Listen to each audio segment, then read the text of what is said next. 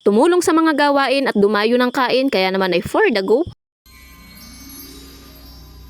Magandang araw, another day, another mini vlogs. November 4 pa nga lang mga mare ay iniready na nga ni Papa itong mga lulutuin. Bali nagpatulong na nga lang siya dyan mga mare kay Mister sa paggagayat. At kinabukasan naman mga mare, November 5 ay ito at gumawa naman kami ng lumpiang Shanghai. Mabilis lang naman itong gawin mga mare, lalong lalo na kapag tulong-tulong, kaya naman ito at nung kaarawan na nga namin ginawa. Bali kasamahan pa nga ito mga mare nung pagkakalamay namin at paghahanda nga ito para sa first birthday ng pamangkin ni Mister. Bali din nga mga mare ay katulong ko si Tita Gemma. Siya nga pala mga mare yung lola nung magbe-birthday. Huwag nyo na nga lang pansinin mga mare kung kinamay na nga namin ng paggagawa ng lumpiang Shanghai dahil kami naman ay naglinis ng kamay. Huy. Saka mas masarap daw nga mga mare ito kapag kinakamay. Charis. Pero ang totoo talaga noon mga mare ay hindi nga namin matansya kung hindi nga kakamayin. Ang goal nga namin dito ay makagawa kami ng mas marami dahil ito nga ay panghanda. Mabuti na nga lang mga mare at talaga naman sumakto nga lang yung wrapper dun sa giniling. At dini nga mga mare ay meron nga nagpapalaman ng tinapay, kaya naman ito at humingi rin nga ako. Kung hindi nga ako nagkakamali mga mare, parang nasa alas 9 na nga ng umaga nung mga oras na ito at hindi pa nga ako nag-aalmusal. Kapag kasi talaga mga mare sobrang busy nga natin ay hindi na nga natin agad-agad maisip na kumain ng kanin. Marami namang pagkain dyan mga mare, kaya naman ay magugutom ka nga lang talaga kung hindi ka kakain. Tamang kwentuhan nga lang sila dyan mga mare habang tayo nga ito at talaga naman diretso nga ang pagkain. Sa tagal ko na dito mga mare ay talaga namang sanay na nga ako na kapag ganitong may handaan ay lagi nga akong tumutulong. Sobrang nakakatuwa nga lang din mga mare dahil itong mga kapatid ni Mister ay talaga namang napakabait nga sa akin. Kung ano nga mga mare yung pinapakita at pinaparamdam nila sa akin ay talaga namang ganun din nga ako. Noong araw na ito mga mare ay hindi nga tayo nakapag-upload. Kaya naman singilin nyo na ako. Huy.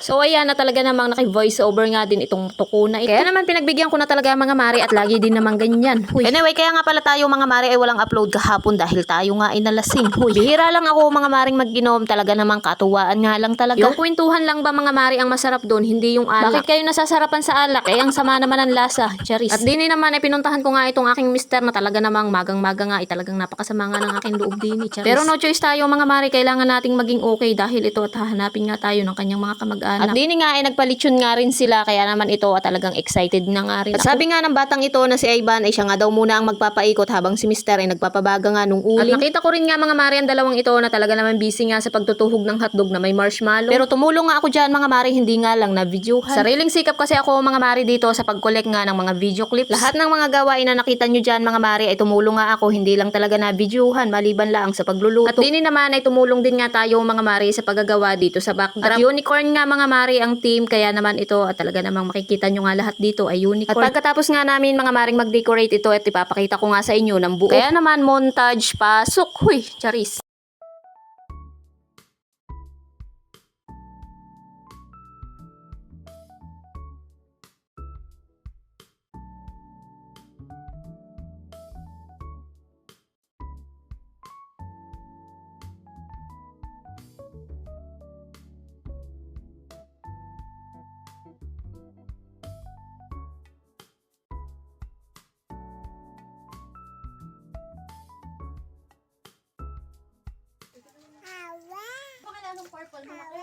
At maligayang kaarawan sa iyo, baby Biona. At sana'y lumaki ka na may takot sa Diyos at syempre may galang sa mga magulang. So yun lang, bye!